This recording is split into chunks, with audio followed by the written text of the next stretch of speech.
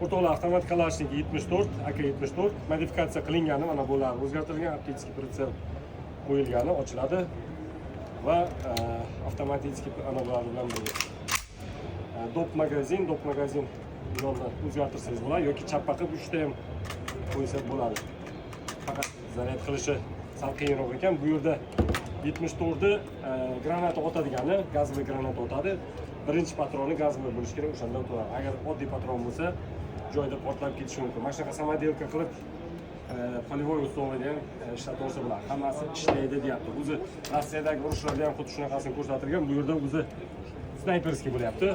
Optik pritseli tagida podnoshkasi bilan birga rukayapti, shunaqa kichkinarog'i.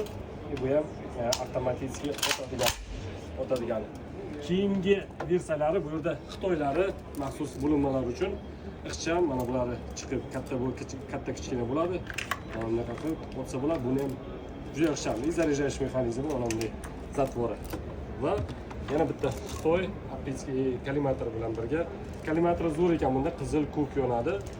Buni ham mana bu zatvori tipada. Amerikanskiy M4 ga o'xshab ketadi, lekin bu Xitoydagi o'rtoqlar.